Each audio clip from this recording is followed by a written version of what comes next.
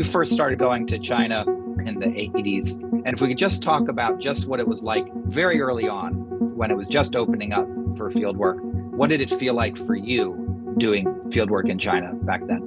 1980s, it was fantastic. I was one of the very first, there were several other people about the same time that we were allowed to go into rural China to collect data. And it was through personal relationships with the director of a social science academy institute that let us in. It was his hometown, his friend's hometown, and then a colleague of his. We went into Hunan, Western China, Hubei, Central China, and Jiangsu, Eastern China. And when I first went there, you had to carry your rice from Beijing because you could only buy rice as a foreigner from the friendship store. And we couldn't eat meat there because we didn't have the tickets to eat there. And you couldn't communicate with anybody except by telegram. Yeah, and so it was very, very remote. Today, you could get from Nanjing to one of our field sites in about 45 minutes by super expressway, about 20 minutes by high-speed rail. It would take us 6 hours. We'd have to go by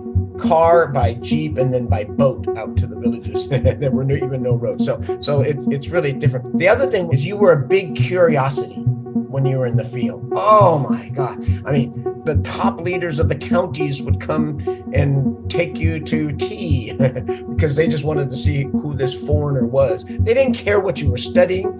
They weren't afraid, but the kids would come up and rub your hair on you.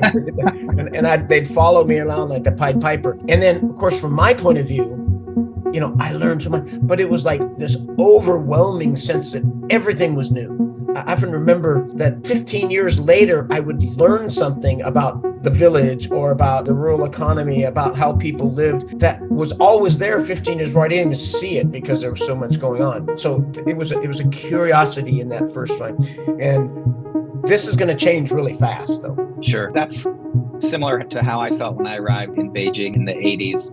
And there'd be Chinese English language corners where people would be happy to talk to you on trains. You'd get interviewed. People would ask you all sorts of questions. And yes, people were super surprised that a foreigner might speak even a few words of Chinese, and then they would be willing to talk just about anything.